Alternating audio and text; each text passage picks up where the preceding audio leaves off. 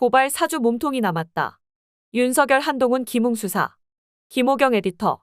고발 사주 사건으로 기소된 손준성 검사장이 1심에서 실형을 선고받자 윤석열 대통령과 한동훈 국민의힘 비대위원장 등 윗선 수사를 통해 전모를 밝혀야 한다는 목소리가 본물 터지듯 나오고 있다. 고발 사주를 통해 얻을 개인적 이익이 아무것도 없는 손 검사장이 난데없이 일탈을 벌인 게 아니라 철저히 상부의 지시를 받고 움직였으며 사건이 폭로된 뒤에는 검찰 내 조직적인 비호가 있었다는 증거와 정황이 충분하다는 지적이다. 검찰이 무혐의 처리한 김웅 의원을 재수사해야 한다는 요구도 야권과 시민사회 진영에서 본격적으로 확산되고 있다. 더불어민주당 홍익표 원내대표는 1일 국회 본청에서 열린 정책조정회의에서 매우 중요하고 의미 있는 판결이었다며 첫째, 하나회와 같은 정치검사들이 정치권과 결탁해 민주주의 근간을 흔들고자 했던 행태에 사법적 심판이 내려진 점. 둘째, 윤석열 대통령이 검찰을 자신의 정치적 욕망 충족을 위해 사유화했다는 사실이 드러난 점. 셋째, 이 과정에서 검찰의 수사권 남용, 증거인멸, 재판 중인 피고인의 승진까지 시키는 불법적 비도덕적 행태가 드러났다는 점 등을 꼽았다. 홍 원내대표는 재판부가 법리상 공직선거법 처벌은 어렵다면서도 별도로 이번 사건이 정치적 중립성을 심각하게 위반한 행태라는 점을 명백하게 지적한 것은 정치검찰의 해악을 분명히 지적한 것이라며 이 사건이 자신에 대한 정치 공작이라고 적반하장식 태도를 보이다가 나도 모르는 일이라고 발뺌했던 윤석열 대통령, 한동훈 비대위원장 그리고 국민의힘 모두 국민 앞에 사과하고 책임져야 될 일이라고 지적했다. 박주민 원내수석부 대표는 여기서 질문을 하나 던지고 싶다. 손준성 검사는 왜 고발장을 작성하고 전달했을까? 손준성 검사에게 어떤 이익이 있나? 손준성 검사에게 범죄 동기가 있나? 아니다. 손준성 검사에게 특별한 이익이나 범죄 동기가 없다고 자문자답한 뒤 무슨 이야기냐면 누군가의 지시를 받고 있다는 거다. 누가 지시했을까? 기자분들 다 답을 아시죠라고 회의장 내 취재진에게 물었다. 그러면서 수사정보정책관실은 검찰총장 말만 듣는다. 제가 국감에서도 확인했다며 수사정보정책관실에 속해 있는 검사 그리고 이 행위를 직접 한 손준성에겐 범죄를 통해서 얻을 수 있는 이익이 없다고 잘라 말했다. 나아가 고발장에 피해를 입는다고 적시됐던 사람들, 그 사람들의 이익을 위해서 고발장이 작성되고 전달됐다며 윤석열 대통령과 김건희 씨, 한동훈 비대위원장 등을 겨냥한 뒤 검찰이 사유화됐던 것이다. 굉장한 국기문란 사건으로 책임져야 할 사람들이 꼭 단죄돼야 한다고 말했다. 그는 페이스북에도 글을 올려 이제 겨우 꼬리를 찾았을 뿐이다. 몸통에 대한 재수사가 반드시 필요하다고 했다. 박성준 대변인은 서면 브리핑을 통해 윤석열 대통령에게 묻는다. 지난 대선 당시 윤석열 후보는 고발 사주 의혹에 대해 출처도 작성자도 없는 괴문서라며 공작과 선동이라고 강변했다면서 윤석열 대통령은 지금도 고발 사주가 공작과 선동이고 법원 판결을 인정할 수 없는지 밝혀야 한다고 추궁했다. 아울러 윤석열 검찰 카르텔이 대한민국의 정의와 법치를 얼마나 무너뜨렸는지 보여주는 것이 고발 사주 사건이라며 윤석열 대통령은 국민 앞에 진실을 밝히고 사죄해야 한다고 거듭 촉구했다. 민주당 검찰 독재 정치탄압대책위원회는 별도의 입장문을 내고 윤석열 검찰은 작년 4월 손준성 검사에 대해 비위 혐의가 없다는 감찰 결과를 내놓고는 수사하고 기소한 공수처를 무시하고 법원에 은근한 압박을 행사하려는 시도까지 했다면서 해당 사건이 검찰 정권 3대 권력자라는 윤석열 대통령, 김건희 여사, 한동훈 국민의힘 비대위원장 등 3명과 직접적으로 관련됐기 때문이라고 지적했다. 이어 손준성 검사가 작성해 김웅 의원에게 전달한 고발장에 적시된 명예훼손 피의자는 유시민, 최강욱, 황희성 등인데 피해자는 상기한 3사람이라며 재판 기간 이원석 총장을 위시한 검찰이 행해왔던 무리하고 비상식적인 행태가 무엇 때문이었는지를 납득 가능하게 한다고 했다.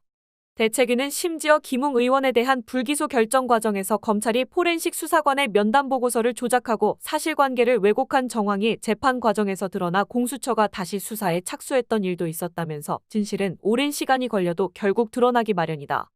대통령의 당무 개입, 김건희 여사의 명품백 수수 의혹 등 검찰 정권이 기를 쓰고 국민의 눈을 가리고 관심을 돌리기 위해 노력하는 사안들도 언젠가는 진실이 드러날 것이라고 했다. 윤석열 검찰총장 시절 법무부 수장이었던 추미애 전 장관은 지연된 정의다. 너무도 지연된 나머지 정의의 힘을 빼버렸다. 정의를 지체시키는 것도 법기술이라며 만약 제때 수사되고 제때 판결이 나왔다면 윤석열이 대통령이 될 수 있었을까라고 의문을 제기했다. 이어 검찰은 김웅을 재기수사하라.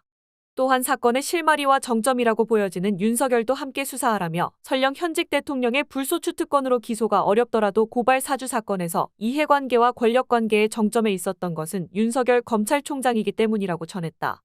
손준성 검사장 재판에 직접 증인으로 출석했던 한동수 전 대검찰청 감찰부장은 MBC 라디오 김종배의 시선집중에 출연해 수사정보정책관실은 검찰총장의 눈과 귀다.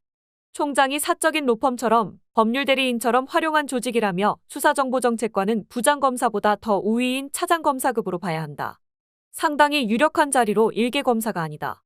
그런 조직적인 인력과 수정관실이 알고 있는 정보만을 활용해서 특정 정당의 고발장을 접수한 매우 심각한 행위라고 설명했다. 한 전 감찰부장은 손준성 검사나 수정관실에 있었던 검사들이 검찰총장이나 대검 부장 모르게 단독적으로 이런 행동을 할 수 있느냐는 진행자 물음에 불가능하다고 단언하고 검찰 조직에 몸담았던 사람이라면 누구도 그런 상황들을 생각하지 못한다. 특히 수정관실은 매일 총장에게 대면해서 직보하는 관계라고 말했다.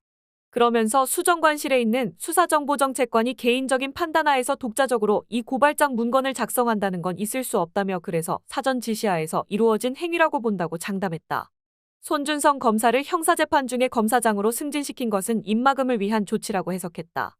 1심 재판부가 법정 구속을 안 한 데 대해서는 범행을 부인해 증거인멸의 가능성이 상당히 높은 사건인데 검찰의 힘을 느낀다며 양형 이유와 사안의 엄중함을 볼 때 법정 구속을 하지 않은 것은 물론 재판부의 고민이 있겠지만 논리적인 모순이 있다고 봤다.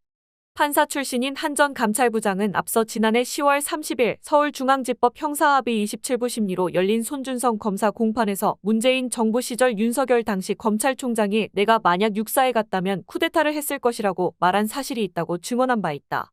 그러면서 고발 사주 사건에 윤석열 총장이 직접 개입했을 것이라는 의혹도 법정에서 강하게 제기했다. 그는 손준성 검사는 순종적 엘리트다. 영혼 없이 시키는 대로 하는 사람이라고 평하기도 했다. 민주사회를 위한 변호사 모임도 논평을 내고 그동안 검찰이 행했던 은밀한 정치 개입의 한 줄기가 확인됐다며 손 검사의 행위는 본질적으로는 정치적 중립성을 지켜야 할 검사, 그것도 대검찰청 주요 간부가 선거 국면에서 특정 정치적 세력을 조력한 행위라고 규정했다. 이어 대검찰청의 조직과 문화를 고려했을 때 이 사건이 검사 개인의 일탈일까 하는 의문이 들게 한다면서 추가적인 수사를 통해 당시 혐의를 명명백백하게 밝혀야 한다. 우리는 이 사건 당시 검찰총장이었던 윤석열 대통령이 검찰의 정치 개입에 대해 책임을 인정하고 사과할 것, 그리고 성역 없는 진상규명을 촉구한다고 밝혔다. 민변은 나아가 공수처라는 기관이 출범하지 않았더라면 이번 사건이 백일화에 드러날 수 있었을까 하는 의문이 있다며 정치권 일각에서는 검사의 정치 개입 등 권한 남용을 견제할 수 있는 공수처를 폐지하자는 요구가 있는데 이번 판결로서 검찰의 범죄 행위와 권한 남용 행위는 검찰 자신이 아닌 제3의 기관을 통해 제대로 견제되어야 한다는 의미를 다시 되새길 필요가 있다고 덧붙였다. 참여연대도 논평에서 검찰의 조직적인 선거 개입이 확인된 만큼 국기문란 범죄라 불러야 마땅하다면서 공수처는 윗선으로 의심을 받았던 윤석열 대통령과 한동훈 국민의힘 비대위원장 등 당시 검찰 고위 간부들의 연루 의혹에 대해 재수사해야 한다고 강조했다.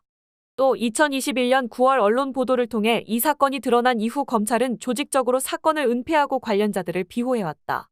윤석열 당시 검찰총장과 김건희 여사, 한동훈 검사의 연루 의혹을 부인한 대가로 손준성 검사를 승진시키고 김웅 의원을 봐주기 처분한 것 아니냐는 의심을 피할 수 없다며 검찰은 김웅 의원 재수사는 물론 총선을 앞두고 정치적으로 남용될 우려가 있는 대검찰청 범죄정보기획관 등 불필요한 정보 기능을 폐지해야 한다고 요구했다. 참여연대 역시 공수처의 존재 의의를 재조명하며 추가 수사를 당부했다. 참여연대는 1심 법원의 판단은 검찰의 제19 감싸기를 깨는 공수처의 역할과 책임을 보여준다면서 물론 공수처가 고발장 작성자를 특정하지 못한 탓에 이 사건의 윗선으로 의심받았던 윤석열 대통령과 배우자, 한동훈 국민의힘 비대위원장 등에 대해 수사도 없이 무혐의 처분했던 것은 아쉬운 부분이다. 그럼에도 검찰을 견제하기 위해 출범한 공수처가 처음으로 현직 검사의 범죄에 대해 유죄 판결을 받아낸 것으로 그 의미가 적지 않다고 평가했다. 반면 한동훈 비대위원장은 또 남 얘기하듯 특유의 유체이탈 화법으로 입장 표명을 피해갔다. 그는 31일 경기 수원시 영통구 한국나노기술원에서 반도체 산업 현장 간담회를 가진 뒤 취재진이 손준성 검사 실형 판결에 대한 입장을 묻자 자세히 보지는 못했는데 1심 재판이고 하니까 더 지켜보겠다고만 말하고 답변을 얼버무렸다. 기자들의 추가 질문도 없었다.